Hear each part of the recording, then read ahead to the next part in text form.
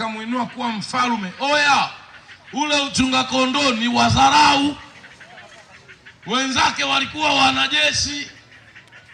Sasa nisikilize nikwambie Mtanzania, pamoja na Daudi kuwa mchunga kondoo, pamoja na kudharaulika, kuna pointi moja ambayo nataka niongee na wewe. Unapenda niseme? Kuna kitu kimoja cha ziada. Hebu sema ehe.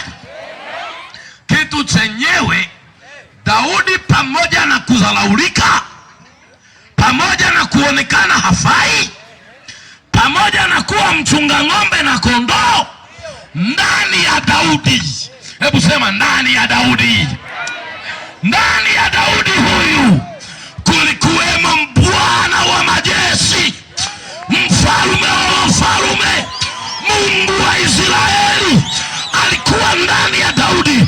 Jamani, haleluya!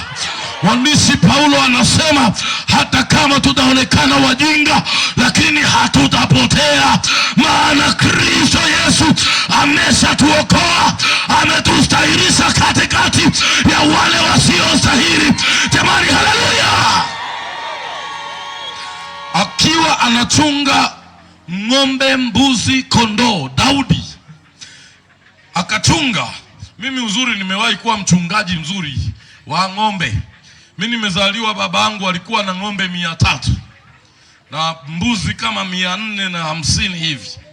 Na mimi nilikuwa kijana, tunaenda watatu kuzichunga. Tunalala mpaka huko. Ukisikia wachungaji wanaiba, kwamba wanaiba, wachungaji wa ng'ombe huwa hawaibi, ila wanafuata kanuni za kipolipoli. Kanuni za kipolipoli ni kwamba ukikuta mahindi yamekomaa, choma, kula, usiondoke na muhindi. Ukimaliza kula, ulivyo katakata, achia hapo, tembea. Hata kama ni mihogo, ngoa, menya, kula, ukimaliza iliyobaki acha hapo, tembea. Lakini ukibeba ukaenda nayo, wakikuroga utakufa na ng'ombe zako. Hiyo ndio taratibu ya wachungaji. Lakini kama nikilia hapo nikaondoka bila chochote, hata uniroge, ule uchawi haunishiki. Hiyo ndio imani ya wachungaji wa ng'ombe. Lakini naona Pastor Noah ananiangalia kwa hasira. Amna, wa ng'ombe. Bwana asifiwe sana. Sasa wakati ule tulikuwa sisi tukichunga, kwa zamani zile, tabia ya mchungaji ni mtu mwenye sifa zifuatazo. Pamoja na kudharaulika, ni mtu yuko tayari afe yeye, ila ng'ombe zipone. Yaani kuliko ipotee ng'ombe moja, bora yeye arudi ameumia, ila ng'ombe iliyopotea ipatikane. Lakini ng'ombe ikiliwa na nyoka, mchungaji sio rahisi kuichinja.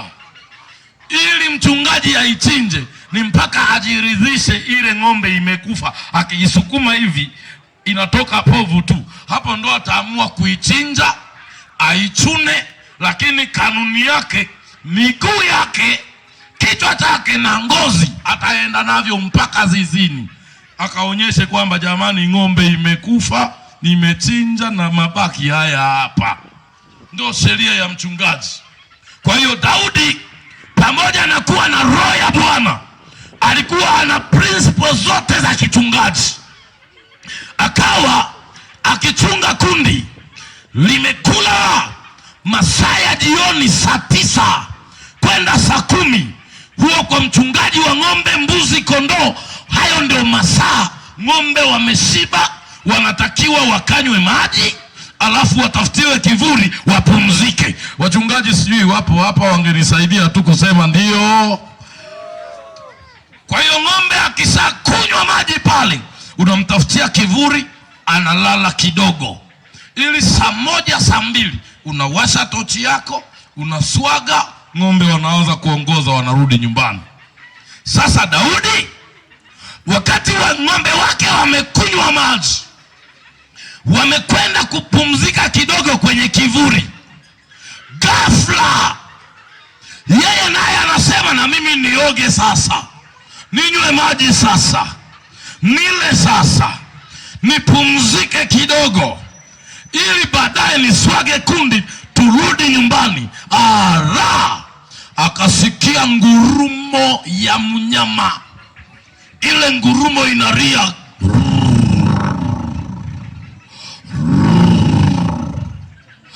Alipotazama hivi, ghafla akakuta ni simba dume mwenye njaa, amejipanga vilivyo.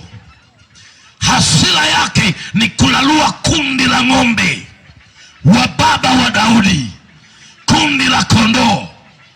Na kanuni ya mchungaji, nirudie tena, yuko tayari kufa ila kundi lipone. Na hata wachungaji wa kanisa ndivyo walivyo, huwa wako tayari kupigwa na majini wao ila mshirika apone.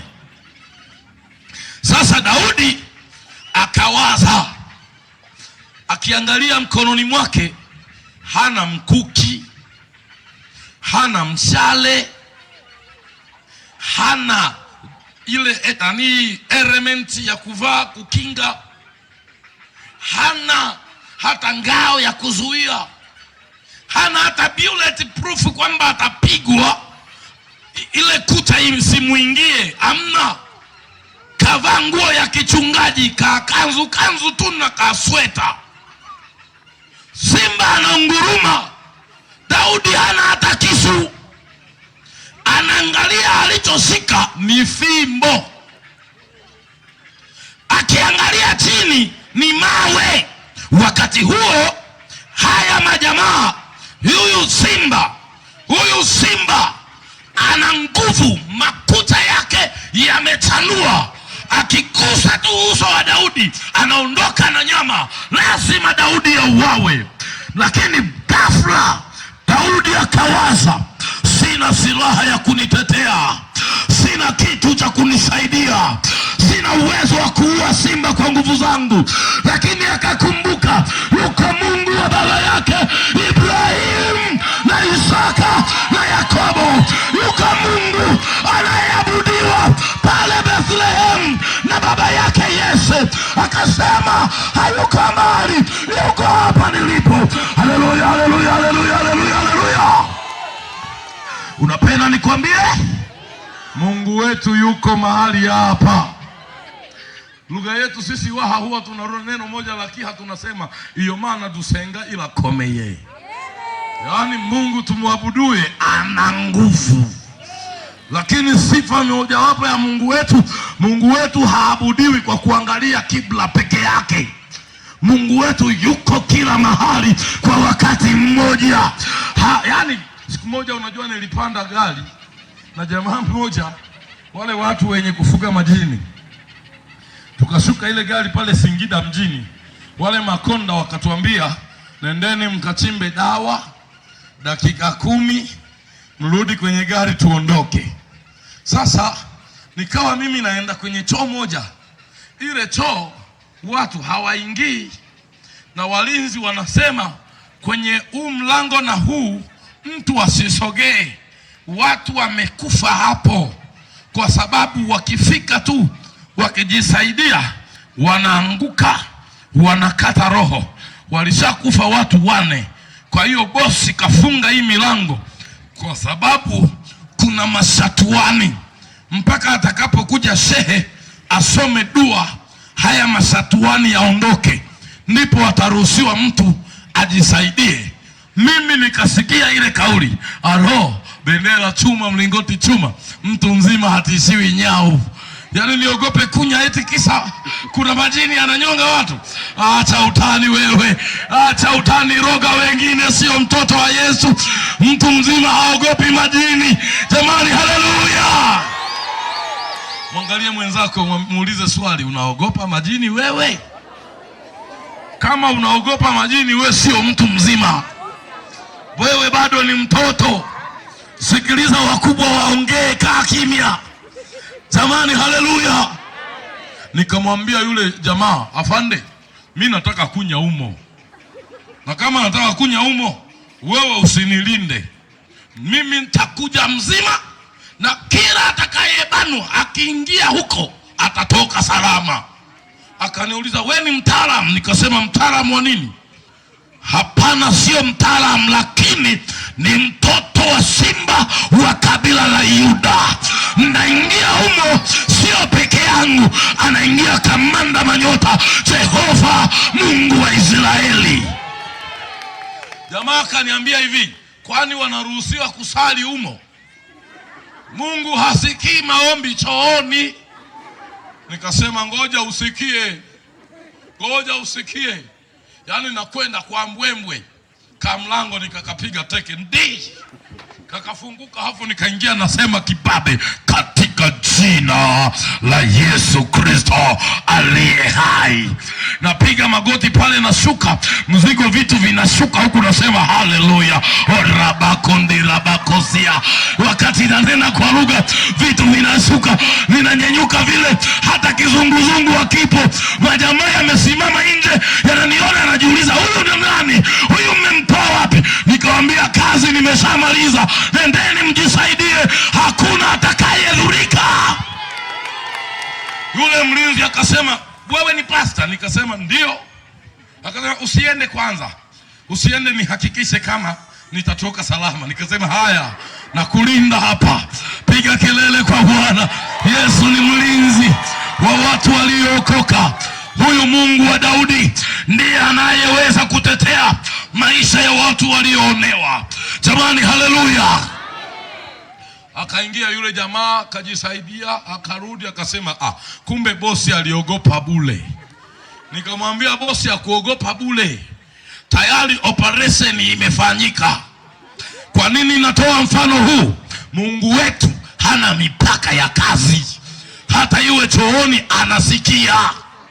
Eti kuna majini chooni, ukienda vibaya yanakuua wewe. Wanakufa ambao hawajaokoka. Tuliookoka hatunyongwi na majini, hatunyongwi na wachawi, hatuliwi misukule. Hapana, sisi tumenunuliwa na tumetakaswa kwa damu ya Yesu.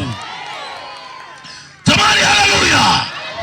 Ndio maana maandiko haya tumesoma yanasemaje? Mungu kwetu sisi ni kimbilio na nguvu. Gonga tano na mwenzako, mwambie, mkimbilie Mungu wetu. Achana na hirizi na tendele, Mungu wetu ndiye atakusaidia. Jamani, haleluya. Bwana asifiwe. Jana nilikuwa naenda pale dukani kununua maji tu ya kunywa dukani. Nikakutana na jamaa mmoja, kavaa koti kikoi kama cha Kimasai, ana mabangili ameyajaza mpaka huku, singo imejaa masanga.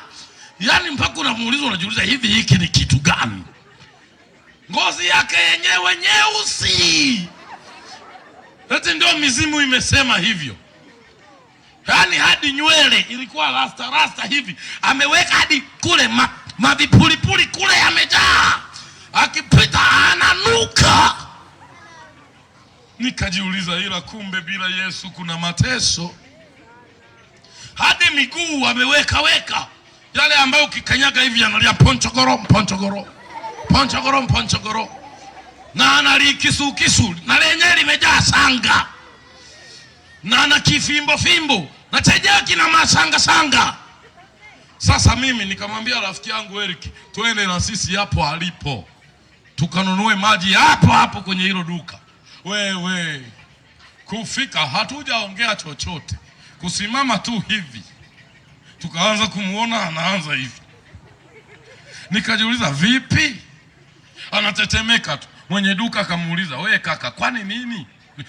Wananichoma hawa, wananichoma. Nikajiuliza, sasa na hirizi zote hizo, mabangili yote haya, matendele hayo yote, na bado unatetemeka, unalindwa na nani sasa?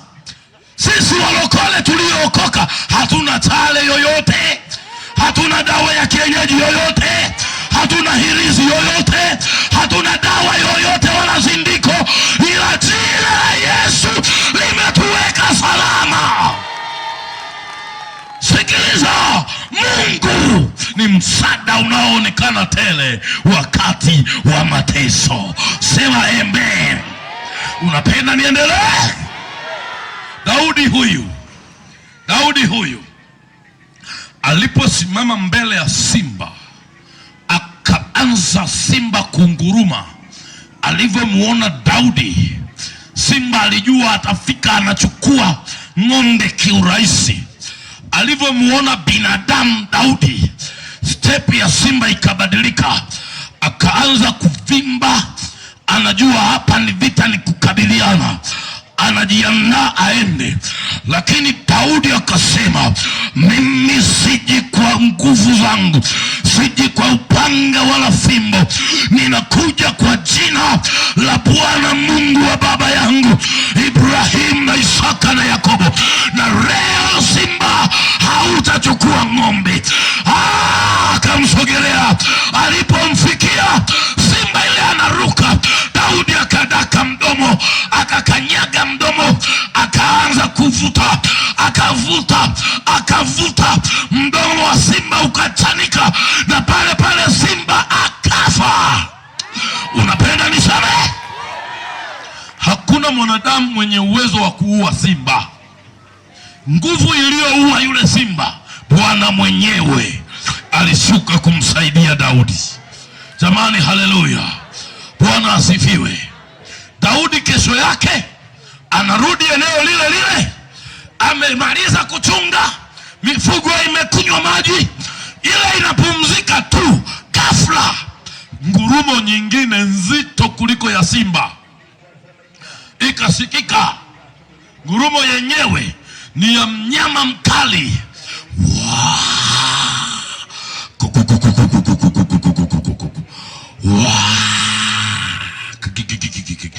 Anaiangalia, ni nini hiki?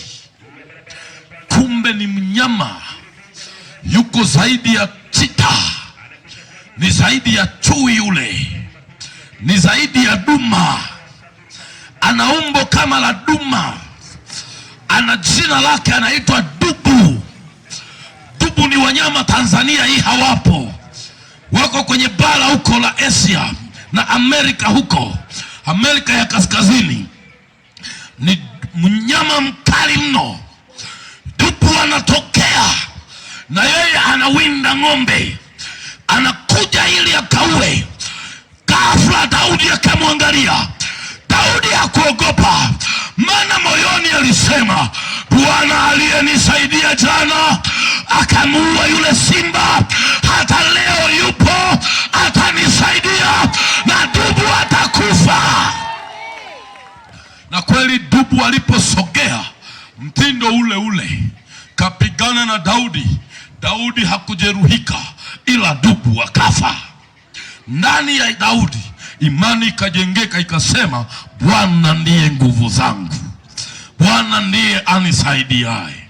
Siku zilipita kidogo, pakatokea vita ya Israeli dhidi ya Wafilisti, na ile vita ilikuwa nzito.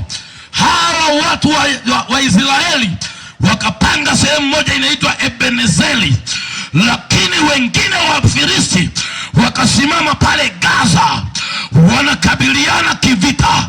Kabla mapigano ya anze, kwenye jeshi la Wafilisti akatokea jamaa bodybuilder, bonge la mtu, jitu moja na nusu, anaitwa Goliath wa Gati. Jamaa ngumi nondo, mtu jiwe, kusaunate shika uvimbe, likasimama juu, likatamba kifua kagari kama Prado ile pale, likasimama hivyo Goliath, likaanza kutukana. Linamtukana nani? Linamtukana mfalme Sauli, linamtukana Daudi, linatukana Israeli na Mungu wao, na linawaambia, leteni mtu ili tupigane. Wakati linatangaza hayo maneno, Israeli wakamuona Goliath. Walivyomuona na kaka zake Daudi wakiwemo, walivyomuona Goliath wakakimbia wote. Mfalme Sauli alipomtazama Goliath na yeye akakimbia. Ikabidi kifanyike nini? ikabidi kifanyike kikao haraka.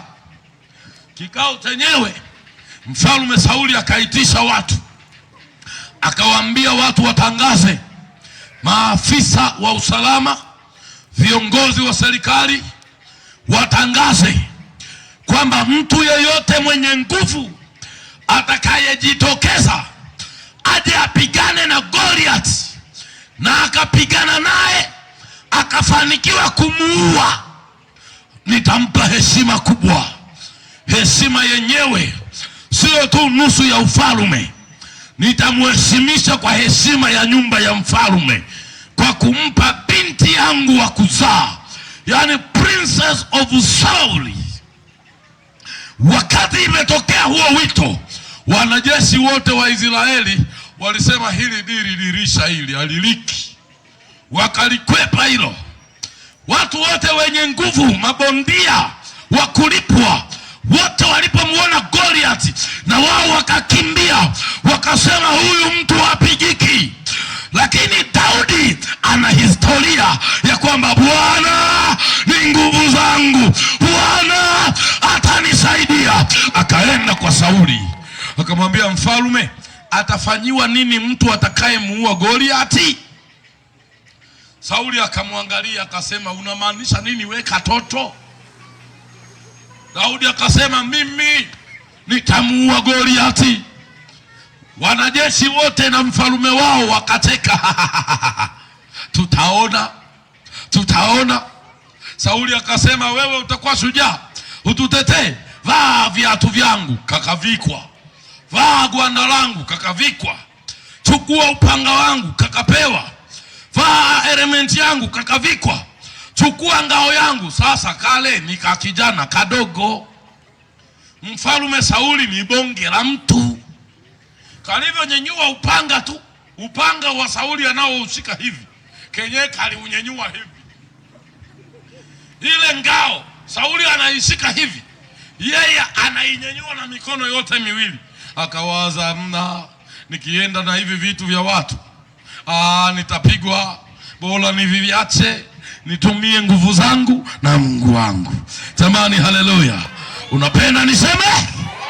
Hatuna imani ya kutegemea watu wengine, tunamtegemea Mungu wetu peke yake. Mungu akiwepo upande wetu, hakuna atakaye kuwa juu yetu. Yeye ndiye msaada wetu na ndiye nguvu zetu na ndiye mtetezi wetu mabaya yanapokuja. Daudi akamwambia mfalme, wala usijali, mimi ninakwenda na nitampiga Goliath. Alipokwenda Daudi akafika eneo la vita, Goliathi amesimama, anaendelea kutamba, anasema, atoke mtu tupigane. Akashangaa mtu mwenyewe ni kale kanakoitwa katoto. Akaanza kukatukana, unanijia na fimbo, kwani mimi ni mwenda wazimu au mtoto mwenzako? Unanijia na mawe, kwani mimi mbwa? Kwa taarifa yako, leo nitakuchinja, nyama yako italiwa na ndege wa angani, na huyo Mungu wako atadhalilika leo. Likatamba kwa maneno yote ya kitambo, lakini Daudi akiwa na Mungu ndani akasema neno moja, wewe unanijia na upanga, wewe unanijia na mkuki, wewe unanijia na silaha, mimi leo ninakujia kwa jina la Bwana wa majeshi, Mungu wa majeshi ya Israeli. Jamani, haleluya. Unapenda niseme sasa? Dunia tulionayo imejaa mapepo wachafu wengi kuliko Goliathi. Goliathi alikuwa ni mwanadamu, lakini shetani ni roho. Haifi kwa moto, haifi kwa risasi wala bunduki. Shetani ni roho mbaya, haiogopi sura ya mtu, haiogopi kazi ya mtu wala heshima, haiogopi tajiri wala masikini. Yeye anatajwa ni kama simba au ngurumaye akitafuta mtu ameze. Nataka nikwambie jambo hili. Uwezekano wa kumshinda shetani, njia ni moja. Bwana asifiwe. Bwana asifiwe. Ili umshinde shetani, njia ni hii moja. Njia yenyewe, okoka kikweli, Yesu aingie ndani yako. Bwana asifiwe. Mwambie mwenzako umeokoka. Muulize mwenzako kwa niaba yangu, mwambie umeokoka wewe. Kama haujaokoka, ndio maana wachawi wanakuangia, ndio maana wachawi wanakutesa, ndio maana wezi wanakuibia. Nisikilize nikwambie, hautakuwa salama maisha yako kama usipookoka. Mimi naelewa rafiki yangu, hii dunia unayoiona hivi ni nzuri kwa macho, lakini yanayoendelea rohoni ni mazito, ni mabaya mno mno mno mno. Na nashangaa watu wengi mnakimbia kwa waganga wa kienyeji, kwamba ili mkapone magonjwa, kwamba ili mkafanikiwe mambo yenu mpate hera. Nani alikwambia mganga wa kienyeji ana hera? Nani alikudanganya mganga wa kienyeji ana dawa ya kukuponya? Nisikilizeni niwaambie. Hapa Inyonga kuna machifu, nilisikia wanasema machifu. Muiteni chifu yoyote aje abishane na mimi hapa, au mganga wa kienyeji yeyote ambaye anajua kutibu aje niongee naye hapa ili uamini ninachosema. Nisikilize nikwambie, hakuna mchawi wala mganga wa kienyeji wala chifu anayeruhusiwa na shetani kutibu. Ila mganga wa kienyeji, huyo chifu huyo mnayemuogopa, ni kuhani wa kishetani anayeisaidia kuzimu kuzaa.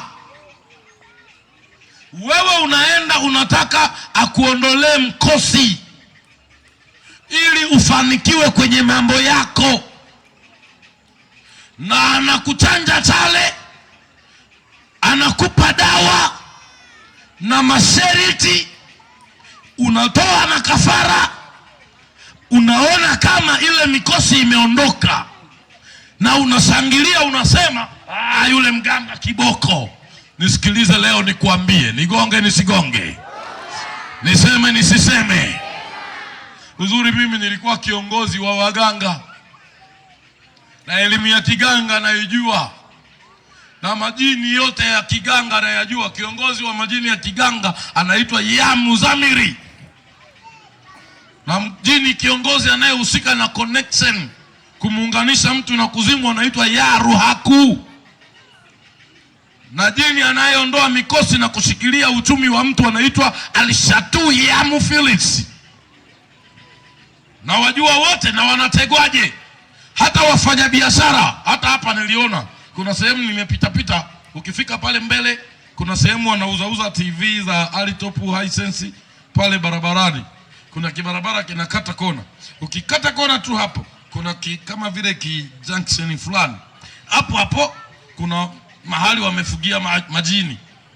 Nimeyakuta leo na nikategua huo mtego. Nilivyotegua, aliyekuwa amefanya hiyo investment akanikasirikia hapo mzee, leo asubuhi, na nakwambia mpaka niondoke humu mtayaona mabadiliko. Jamani, haleluya. Hakuna uchawi katika Yakobo, hakuna uganga katika Israeli. Lazima Mungu ajulikane ana nguvu kuliko wachawi wote. Sema amen. Nisikilize niwatambue waganga kidogo hapa. Wewe unapoenda kwa mganga unamwambia nataka uniondolee mikosi, nifanikiwe, nipate hela.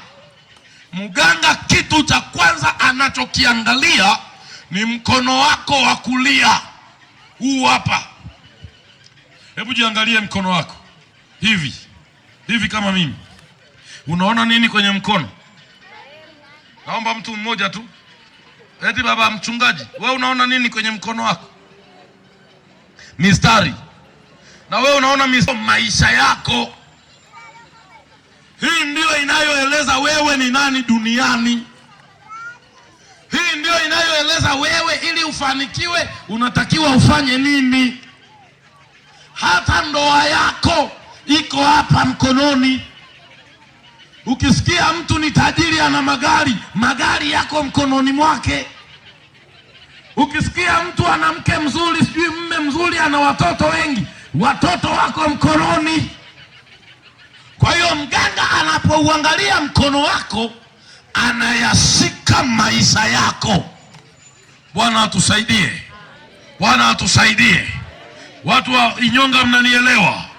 Sema amen. Mimi Bwana ameniokoa kutoka mikononi mwa shetani. Na leo akanituma nije niwaeleze watu. Sio kila mateso mnayoyapata kwamba Mungu kawatupia. Mengi shetani ndiye anayewaonea. Kama maandiko yalivyosema, chakula kingi kinapatikana kwa ajili ya ukulima wa maskini, lakini viko vingi vinaharibika kwa sababu ya dhuluma. Moja ya dhuluma unayoipata ni hao waganga wa kienyeji. Kwa hiyo nikwambie mfano hai. Naomba mtu mmoja aje hapa. Mtu mmoja. Nitoe mfano hai. Na hubiri injili leo yenye maelezo kamili. Leta mkono wa kulia. Hii maisha yako yanasema hivi, wewe unaweza kutajirika. Una uwezo wa kuanzisha kitu. Huyu hapa ana uwezo wa kuanzisha kitu chochote na kikadumu. Lakini mifumo ya utajiri wa huyu, mafanikio ya huyu, ustawi wa huyu, hatakiwi kuajiri watu. Yaani yeye ni bosi anayejiajiri mwenyewe huyu jamaa. Na wewe huwa unapata changamoto ya kupoteza hela. Na kupoteza kwako hela kuko hivi.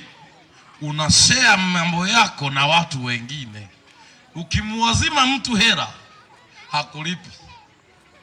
Anaishia kupotea, utamdai mpaka mtapelekana polisi. Hata akikulipa hazileti faida yenye mafanikio kwako. Uongo kweli? Ni kwa nini? Sio kwamba namtabiria. Mkono wake unaeleza yeye ni nani. Lakini pia wewe una mke mzee, mna amani vizuri. Mke wa huyu jamaa anatakiwa amtunze huyu jamaa, kwa sababu wakikaa vizuri, hiyo ndoa ikikaa vizuri watafanikiwa sana. Lakini wewe ili ufanikiwe, sikiliza ushauri wa mke wako, maana yeye ndiyo supporter company yako. Lakini mwisho ukifanikiwa sana, wewe unatakiwa kuwatafuta watu wanaojitafuta kidogo kidogo, uwawezeshe. Ukitengeneza vijana wengi wakajitafuta, wakifanikiwa, wewe ni tajiri mkubwa. Ndio maisha yako. Yaani wewe hutegemei mtu, ila unategemewa. Lakini kutegemewa kwako, issue zako lazima uzisimamie wewe mwenyewe. Kwa maana yake utajiri wako uko kwenye mamlaka. Huyu anasaini mvuto wa mamlaka. Bwana atusaidie sana. Sasa mfano mimi niwe mganga, si nimeona kile kilichopo kwako, nachukua dawa naipaka mkono wake, alafu napandisha. Nikipandisha pale unasikia ruakulu wasee papamuta mama na kabilunga manaka yoga. Naanza kuita ruaku, na tayari nachukua mkia wa mnyumbu, nampiga huyu usoni pa, nampiga kifuani pa, nampiga miguuni pa, alafu nashika mikono, naambia wazee wamesema uongee shida yako, namwekea kibuyu. Ukiongea tu tayari ile harufu ya mdomo inasubmiti pale kwamba nimekubali, mfanye mnachotaka. Nenda kakae, barikiwe. Nini? Umeme. Leteni maiki nyingine mimi niendelee. Msimzime roho. Jamani, haleluya. Amen. Kule barabarani mnanisikia? Sasa wakishafanya hayo, wewe unapewa dawa. Unaambiwa wazee wamekubali. Wazee wamekubali. Kwa hiyo sasa anakupa masharti. Sharti la kwanza, usioge mchana. Sharti la pili, usigeuke nyuma kuanzia saa 8 usiku. Mara nyingine unaambiwa kwamba sasa wewe marufuku kula nyama ya nguruwe. Marufuku kufanya hiki na hiki na hiki. Wakati anakupa yale masharti. Kwa nini anakupa hayo masharti? Maana yake utakapoyafanya utakiharibu kile alichofanya kwenye mkono wako, na utakwenda kinyume na ile madhabahu yake ambayo inaitwa kiringe. Kwa hiyo hautakuwa umempa faida yoyote, ila utakuwa umemuibia. Kwa hiyo anapokuambia hivyo, anakuambia masharti ya pili kwamba nenda utapata hela. Siku yako ya bahati ni siku ya Jumatano na siku ya Ijumaa, na ikifika Jumatano niletee kuku jike mweusi, na siku ya Ijumaa niletee kifaranga cha kuku 3, na mwisho wa mwezi utachukua mbuzi, utaipeleka mlima fulani ikachinjwe kule, au kwenye kaburi fulani ikachinjwe pale. Wazee watakuwa wamekubali, watakupa utajiri. Haujui anachokuwa amefanya. Siku ya Jumatano ni siku inaitwa, nyewe mnaita Jumatano, kwa kizungu wanaita Wednesday, lakini kuzimu inaitwa Freulet. Inaitwa Argariarepti. Hii Argariarepti Jumatano huwaga ni siku maalum ambayo ina jini anayefanya kazi ya kuunganisha agano la ndoa za majini. Yaani kama ni mwanaume utapewa mwanamke jini, kama ni mwanamke utapewa mwanaume jini. Huwezi kufanikiwa maono ya kiganga, pesa za majini, bila kuwa na ndoa za majini. Maana yake sasa utapata pesa, lakini kifungo cha kwanza, ndoa yako halisi iko rehani, iko matatani. Na ndio maana kuna mwingine unaambiwa ili upate hela achana na huyo mwanamke, uoe mwanamke mwingine, na mwanamke mwenyewe utakayeoa na kupa dawa. Ukifika sehemu fulani utamuona na utamuoa. Huyo unayemuoa maana yake ana agano la majini. Sasa ukichafungamanishwa hivyo, ile kuku jike maana yake umetoa kafara ambayo ni mke wako. Umetoa kafara ambayo ni mke wako kivipi? Wanawake, Bwana atusaidie sana. Ngoja nikupe kodi zifuatazo ambazo ukiziona hizo ujue mme wako ni hatari. Nigonge nisigonge? Ukiona mwanaume hapa amekasirika ujue tayari hiyo. Niseme nisiseme? Mwanaume anaweza akawa na milioni 10, lakini ile milioni 10 mwanamke wake hautaiona. Hata kuiona, yani ni kwa kupeleleza sana. Anaweka chini ya mto, au anaweka kwenye kabati la nguo, au anaweka kwenye begi. Lakini akiondoka yeye kwenye shughuli zake, hawezi akakupa shilingi 200,000 ununue chakula.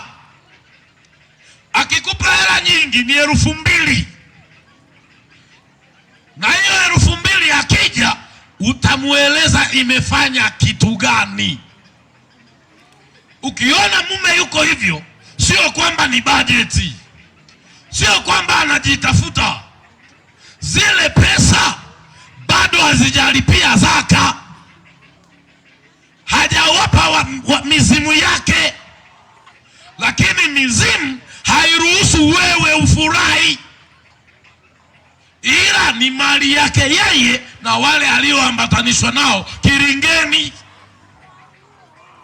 Na dalili ya pili, ukiona unalala inafika usiku saa 7 saa 8, unaamka mwanamke, unakuta mume wako hayupo kitandani saa 7 saa 8, mara 3 kwa wiki au kila siku, unaamka hayupo, lakini baada ya dakika 10-15 unamuona anarudi, haongei na wewe, analala. Ujue kuna agenda, haendi kunya huyo, haendi kukojoa huyo, ila kuna agenda anaenda kufanya nje. Moja ya agenda, anaenda kuizika nyota yako. Lakini kitu cha tatu, unaweza ukaamka saa 5 saa 6, moyo umeota ndoto mbaya, unasweti, unatetemeka, au unasikia dalili mbaya ya uwepo wa roho chafu za mashetani. Unaamka kumwamsha mume wako, amka baba fulani, baba fulani. Utaita majina ya kila rangi, utaita, haitiki, hasituki, atakuja kusituka saa 11. Hiyo ni dalili ujue we unaita gogo, mmeo hayupo. Yuko wapi? Kiringeni. Lakini dalili ya mwisho ya hatari, unakuta wewe mwanamke ulikuwa una biashara yako, au ulikuwa umeajiriwa una kazi yako, au ulikuwa una mipango yako, ulikuwa una watu mnaopatana nao, ulikuwa na connection zako, lakini tangu unaingia kwenye mahusiano na mme wako, au ameanza kutafuta mafanikio mme wako, unashangaa. Kama ulikuwa mfanya kazi, unafukuzwa kazi. Kama ulikuwa na biashara, unapata hasara na madeni. Kama ulikuwa na marafiki, unaachana nao, unabaki peke yako. Kila unachokigusa ni zero, ni zero, ni zero. Na mwisho anakulimit, anakuambia marufuku kuongea na fulani na fulani na fulani, na marufuku kufanya kazi yoyote. Wewe kaa nyumbani, ulee watoto. Unabaki wewe hata 100 huna, na ukimuomba hata hela hakupi, anakupa 5,000. Ujue tayari nyota yako ndiyo inamletea yeye hera. Na siku ukiachana naye vibaya, anakuua. Kwa nini hayo yote yapo? Ni mali inayotokana na mganga wa kienyeji. Haina baraka, haina faida, na mwisho wake huyu anayeenda kwa mganga kutafuta mali, mwisho wake ni mbaya. Huaga anatoa kafara kila miezi 3, lakini katika ile kafara mwisho ataombwa beberu mwenye ndevu.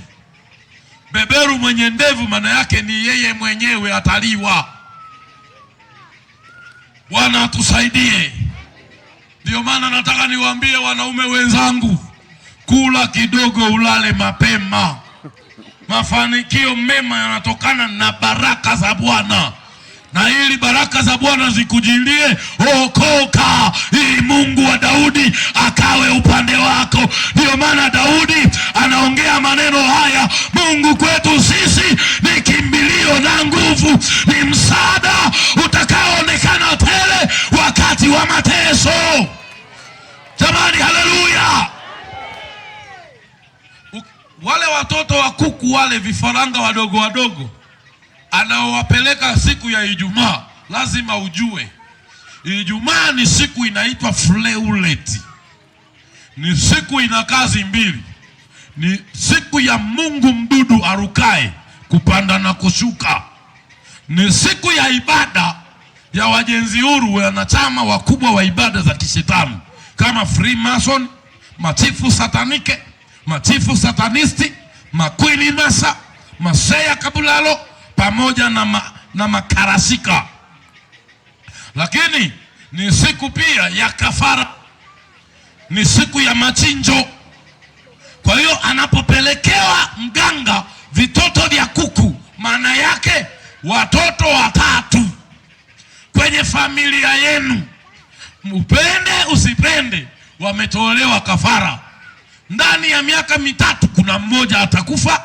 Ndani ya miaka 5 kuna wapili atakuwa zezeta. Ndani ya miaka 7 kuna mwingine atakufa. Kwa nini wanakufa? Ili pesa itokee.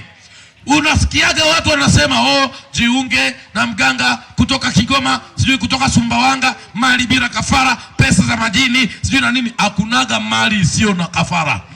Na kafara ya kwanza inaitwa kafara ya Habiri, yaani ndugu yako umpendaye. Wanaoyasababisha hayo ni waganga wa kienyeji. Nisikilize nikwambie, hawa machifu wasikudanganye, hawa waganga wasikudanganye. Ni adui wa Mungu, hawawezi kukuponya, wanaongeza matatizo. Ukienda unasema ninaumwa malaria, haiponagi, tumbo na harisha mno. Malaria ni ugonjwa unaosababishwa na jini anayeitwa Marohan. Malaria, typhoid, pamoja na UTI, pamoja na magonjwa ya sikoseli na magonjwa mengine yanayohusisha damu, yanahusishwa na jini anaitwa Marohan. Sasa unapokwenda kwa mganga kwamba mimi na tatizo hili, mganga anachokifanya anamfukuza Marohan ndani yako. Akimfukuza Marohan, inabidi akuletee jini ambaye ni tofauti. Jini wanakuja watatu. Jini wa kwanza anaitwa Muzamiri.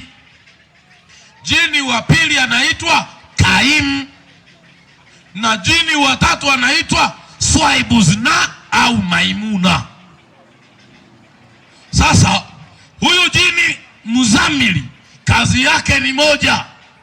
Umeenda kwa mganga Abdara, baada ya wiki 2 utajikuta waganga wote wa kienyeji wa Inyonga unawajua na ulishaenda kwao. Lakini baada ya mwezi mmoja utajikuta ulishaenda hadi Rukwa, Sumbawanga, hadi Katavi huko, Liamfipa, Lwampembe. Utatoka utaenda Kigoma, Uvinza. Utatoka utaenda Tabora, Nzega. Utatoka utaenda mpaka huko Kondoa, Irangi ya Dodoma. Utajikuta hadi Zanzibar umefika kwa waganga. Unajiuliza, mbona nimejua waganga ghafla nimekuwa mshirikina hivi? Na mwisho waganga wanakuambia tafuta kitambaa chekundu, tafuta kitambaa cheupe pamoja na cheusi. Wazee wamekupenda, wanataka wakukabidhi kiringi. Sio wamekupenda, lile jini ulilotupiwa linakufanya uendelee kuwa maskini na mwisho uwe nyumba ya mapepo. Uwezi kuwa salama, uwezi. Lakini hili jini jingine hili linaitwa Kaim. Kaim ni jini linalowasaidia waganga wa kienyeji na wachawi kutambua maisha yako. Unaweza ukawa na pesa hata kama ni milioni 200 umeiweka kwenye benki. Kuna benki haipo hapa Inyonga, sijui kama ipo hii benki, inaitwa DTB, Diamond Trust Bank. Haipo hapa, iko Dodoma, Dar es Salaam, kwenye mikoa mikubwa. Lakini unaweza ukawa na hela kwenye benki ya DTB. Cha ajabu, yeye mwenye jini Kaimu aliyekutupia ataziona zile hela kule benki. Unajikuta majanga hayaishi. Kila ukipata hela, magonjwa, vurugu, mikosi, kesi, madeni, nini, hela zote zikiisha unasema hasara roho inachopenda, wanasemega pesa makaratasi, Mungu ataleta zingine. Kumbe sio ataleta, kuna darubini inaona kila unachokifanya. Ni nini? Ni jini Kaimu. Anatokana na nini? Mganga wa kienyeji. Hebu sema kwa jina la Yesu. Mkutano wote sema kwa jina la Yesu. Ninaukataa uganga kwa jina la Yesu, na matokeo yake kwenye maisha yangu tangu leo ninaokoka kwa jina la Yesu. Sema amen. Bwana atusaidie sana. Wangapi wananielewa jioni ya leo? Aya, kuna huyu jini watatu swaibu zinaa. Swaibu zinaa ndio jini mnayemwita nyinyi jini mahaba. Ukisikia mtu anakwambia mimi nasumbuliwa na majini mahaba, nikilala naota nazini, mara nazini na dada yangu, mara nakutana na kaka, mara sijui ba mdogo, mara mwanafunzi tulisomaga naye shule, mara ex wangu. Hilo ni jini linaitwa swaibu zinaa. Hakuna jini anayeitwa makata. Hakuna jini anayeitwa mahaba, kwa sababu mahaba ni romantic ya wapendanao. Hakuna jini anayetengeneza romantic. Lakini ukisikia jini mahaba, wanamwita mahaba kwa kuwa anakulazimisha kufanya ngono wakati umesinzia na hauwezi kukataa. Hata kama uko macho, anakupumbaza akili, unakuwa kama zezeta, atazini na wewe, alafu anaondoka. Akishaondoka ndo unashituka, umeshachafuka, umezini. Huyu anaitwa swaibu zinaa. Kazi ya huyu swaibu zinaa ni kukupiga muhuri na chapa ya kishetani. Ukiota umezini tu, maana ya ile ndoto ni kwamba wewe una alama ya kishetani, una muhuri wa kishetani. Hautaweza kuamua chochote ambacho shetani hajakupangia. Ndio maana kuna mtu unakuta unaweza ukawa na mipango yako kwamba mimi mwaka huu nataka niolewe, mwaka huu nataka niajiriwe, nimemaliza chuo na nimeapply kazi, nataka nifanye biashara yangu hii na hii na hii. Ukiota tu una seksi, mahusiano yanakufa, ajira inapotea, hata biashara mtaji unapotea, unarudi door to door idle. Ni nini kinafanyika? Wachawi wanapanga wao wewe uishije, na namna uishi wanasema maisha yake huyu yaishie kuwa mateso. Mwanadamu bila kuwa na Mungu hautakuwa salama, hautakuwa salama. Ndio maana Daudi anaandika huu ujumbe, Mungu kwetu sisi ni kimbilio. Watanzania wainyonga, tumkimbilieni huyu Mungu atusaidie. Ndiye anaweza kutuepusha na mikono ya mapepo peke yake. Kuna mahali Daudi anaandika tena, anasema Mungu wetu sisi ni Mungu wa kuokoa, na njia za kutoka mautini zina yeye Bwana peke yake. Watanzania nisikilize, ili uweze kuokolewa, ili uweze kuwa huru, ili uweze kuwa salama, lazima njia zako ziachane na ujanja na uwe na maamuzi ya kumpa Yesu maisha. Jamani, amina.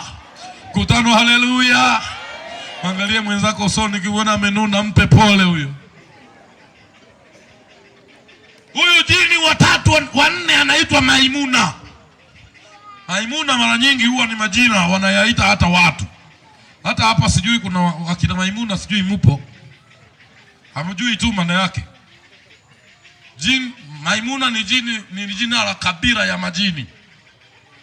Ni jini mwenye kazi mbili. Kazi ya kwanza ni uchochezi wa ashiki, yani tamaa ya uharibifu. Lakini kazi ya pili ya Maimuna ni kuvunja mahusiano na ndoa. Ni kusababisha wewe uwe single. Uwe unaolewa unaachika, unaoa unaachika, unaoa unaachika, unaoa unaacha. Au kichumbiwa, wanaolewa wengine, unachumbiwa, kabebeshwa mimba mwingine, unachumbiwa, wanaolewa mwingine hadi mahali wametoa, uchumba unakufa. Sio wewe, ni yule jini. Lakini chanzo ni uganga wa kienyeji. Shetani hana baraka. Shetani hatupendi. Shetani hatupendi. Nisikilize, Daudi anaandika ujumbe huu baada ya Goliati kufa. Alivyopigwa Goliati jiwe akafa, Daudi akapewa heshima, akapewa na mke ambaye ni mtoto wa mfalme Sauli. Na ile heshima na matokeo yake baadaye Daudi akawa mfalme wa Israeli. Ndio maana anaandika maneno haya, akasema hatutaogopa chochote, ijapobadilika nchi, ijapotetemeka milima, bado Mungu yuko upande wetu. Jamani, haleluya! Bwana asifiwe. Jamani, haleluya. Nataka nikwambie, usipende hii dunia, usikumbatie dini. Wengi wanasema mimi kuokoka, taokokaje sasa wakati nina dini yangu? Dini yangu na swala 5, nimebatizwa humo, komunio nimepata humo, kipaimara nimepata humo. Nisikilize, kuokoka sio kipaimara, kuokoka sio kubatizwa, kuokoka sio kusilimu, kuokoka sio kuitwa nani. Kuokoka ni jina lako kufutwa kwenye kitabu cha kuzimu na kuandikwa kwenye kitabu cha uzima, uitwe mwana halisi wa Mungu aliye hai. Ndipo utakuwa na ushindi dhidi ya milango ya kuzimu. Unapenda niendelee? Simama juu, simama juu.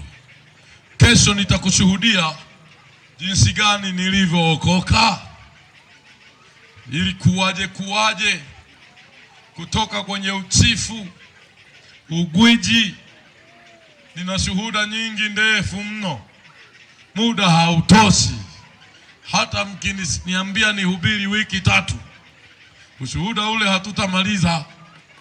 Lakini itoshe kusema Yesu ni Mwokozi, anatupenda watu wote, anatuhurumia, na amenituma kwako nikwambie uko usalama wa maisha yako katika kumpa Yesu maisha. Utakuwa salama na nyumba yako. Sema amen. Hebu nikuombe unisogelee sasa. Naomba unisogelee. Naomba unisogelee. Daudi anaongea maneno haya. Anasema Mungu atatulinda mchana na atatulinda usiku. Jua halitatupiga mchana wala mwezi wakati wa jioni. Natamani usiondoke bila kuomba. Tunapoeleza mambo haya tunamuaibisha shetani, lazima ainue kisasi juu yako. Lakini usiogope, maombi ni silaha itakayokuweka salama. Haleluya. Niombe usogee karibu, tuombe pamoja. Yesu tawala,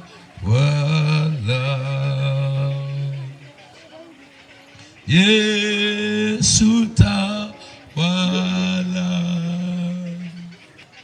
wewe ni mfalme wa wafalme, Simba wa Yuda. Yesu tawala, Yesu tawala Baba, Yesu tawala, Yesu tawala, Yesu tawala. Wewe ni mfalme wa wafalme, Simba wa Yuda. Yesu tawala, Yesu tawala,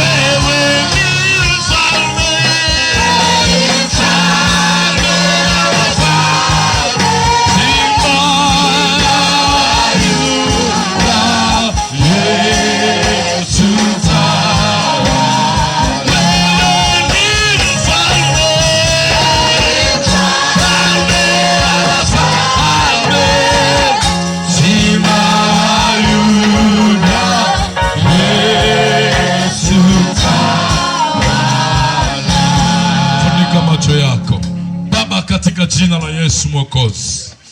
Asante kwa ajili ya neno hili ulilonena, ambalo mtumishi wako Daudi umemfanya kuwa kioo cha sisi kufuata nyendo zake, na kwa vile ulivyomtetea mikononi mwa simba mwenye njaa, mikononi mwa dubu mkali, mikononi mwa yule Goliath wa Gati, na ukampigania dhidi ya vita ile nzito na kumfanya kuwa mfalme wa taifa zima la Israeli. Vivyo hivyo, Bwana, mama huyu ni mali yako, baba huyu ni mali yako, kijana huyu ni mali yako, na binti huyu ni mali yako. Ninawaleta kwako jioni ya leo. Ninanena wokovu, ninanena haki yako itokayo juu mbinguni iamue hatima juu ya maisha yao. Yuko mwingine haki yake imefichwa na milango ya kuzimu. Ndoa yake imeshikiliwa na roho za ushirikina na uchawi. Maisha yake yametupiliwa kwenye magonjwa yasiyopona. Maisha yake yameshikiliwa, nafsi yake imefichwa, imetengwa mbali na amani, amesahaulishwa kufanikiwa. Lakini wewe Bwana umesema, wewe Mungu ndiye kimbilio, wewe ndiwe nguvu zetu, wewe ndiwe msaada unaonekana wakati wa mateso. Ninanena wokovu jioni ya leo, ninanena wokovu kwa maisha yake. Ninazivunja kazi za shetani, ninazirani nguvu za giza kwa jina la Yesu. Ninatangaza pumziko la wokovu na haki yako, Bwana, katika jina la Yesu, na kila mwenye pumzi na aseme amen. Amen. Nisikilize vizuri rafiki yangu, nimezungumza shuhuda nzuri, vile Mungu alivyo mwema, alivyotetea maisha ya Daudi mikononi mwa simba, mikononi mwa dubu.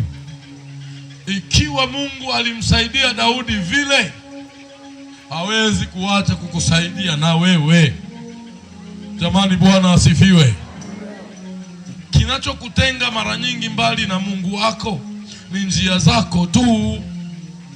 Ni wewe mwenye kudanganyika na walimwengu, lakini Mungu njia zake ziko wazi, tena yuko karibu na sisi. Baba mchungaji, mimi mwaka jana nimekutana na changamoto hapo chuoni Dodoma. Tukawa tumefunga maombi na rafiki zangu wanafunzi. Baada ya yale maombi siku 3, tukaambiana twende hotelini tukanywe chai.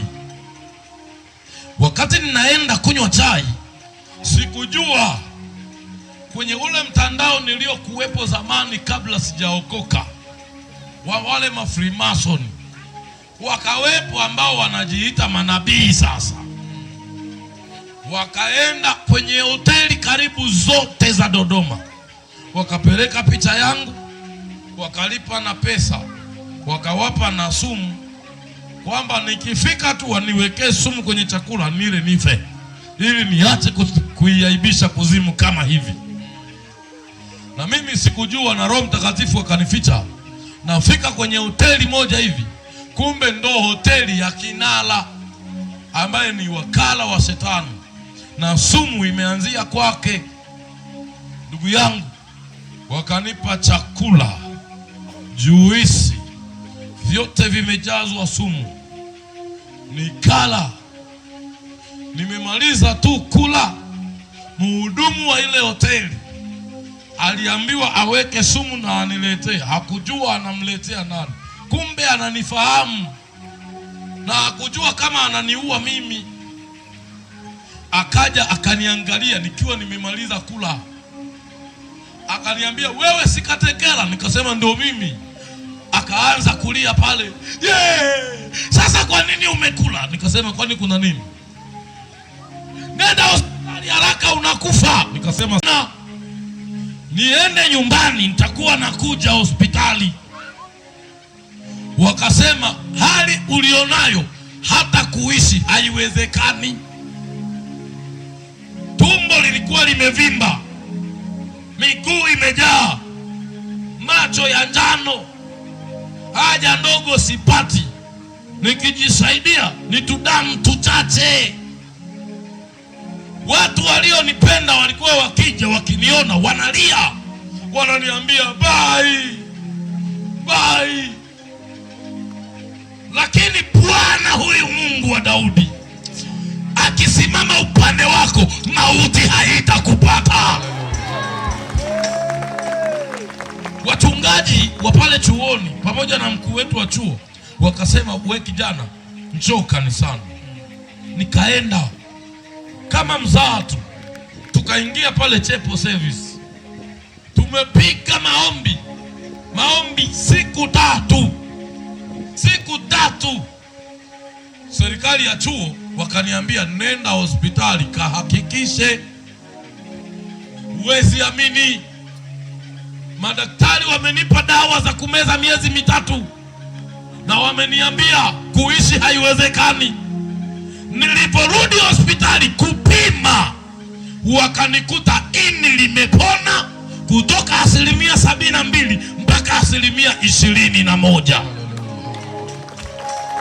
Figo zilikuwa zimefeli, hazichuji sumu yoyote, wakakuta ni nzima, sina tatizo lolote. Yule dokta akasema, kwa kweli huyu Mungu sijawahi ona akifanya haya. Nikasema nina Mungu mwenye nguvu. Nikagundua kumbe Mungu anawasaidia waliookoka. Unapenda niseme? Wewe unajua unachokipitia mwenyewe, utakisindaje? Wewe Mtanzania? Amua kama mimi Katekela leo, okoka. Huyu Yesu hatokuacha, ni ukweli, atakusaidia. Amen. Ukiwa umenielewa, unatamani kumpa Yesu huyu maisha yako, awe Bwana na Mwokozi wako, akusaidie utoke kwenye hilo giza la kuonewa na shetani, inua mkono wako juu hivi. Nataka niombe sasa kwa ajili ya maisha yako. Inua, funika macho yako kama mimi. Bwana Yesu, ninakushukuru kwa ajili ya mkono huu ulioinuliwa juu. Watu hawa ndio ulisema, toeni kwangu nyinyi nyote msumbukao na wenye kulemewa na mizigo, nami nitawapumzisha. Na watu hawa wameinua mikono yao juu kwa ishara ya kukutaka wewe Bwana na nguvu zako, na wakati uliokubalika ni sasa. Ninawaachilia sasa mikononi mwako, ukawaokoe na kuwaponya vifungo na mateso yao katika jina la Yesu, amen. Wewe uliyeinua mkono, inua tena nione. Hebu niombe sasa, unisogelee hapa. Naomba leo tutaomba kwa mfumo huu. Huyu aliyeinua mkono niletee mpaka hapa mbele, mpaka hapa mbele. Saidia watoto waweze kuwepo hapo, mashemasi wa watoto. Asante sana. Wanao hapo. Wala usione na shaka, wala usiogope. Mungu ndiye mwokozi wetu. Mungu ndiye mwokozi wetu. Panga kwa mistari tu, panga kwa mistari. Yesu tawala,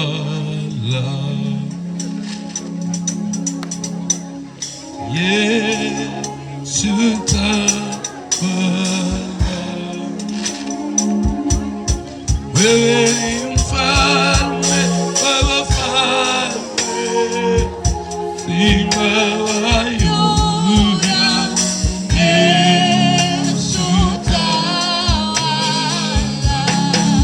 Yesu tawala, Yesu. Endelea tu kusogea. Na wakati huu kuna ile kwaya iliyovaa sare ile kwaya iliyovaa sare kama ya nani sijui. Wale pale. Naomba muje tuwazunguke watu hawa.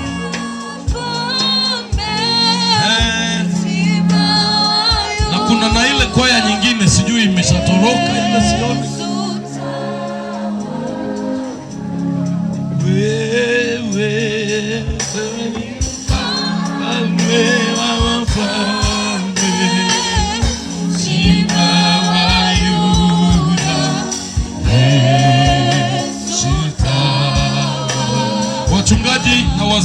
Sasa naomba tuwe hapa mbele hapa mbele hapa, tuwazunguke watu hawa,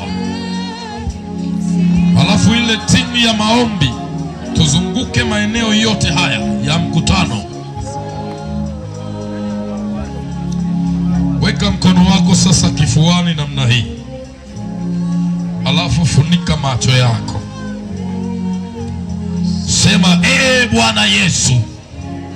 Toa sauti yako, sema Bwana Yesu, ninakushukuru Mungu kwa sababu ya upendeleo, kwa neema iliyokubalika.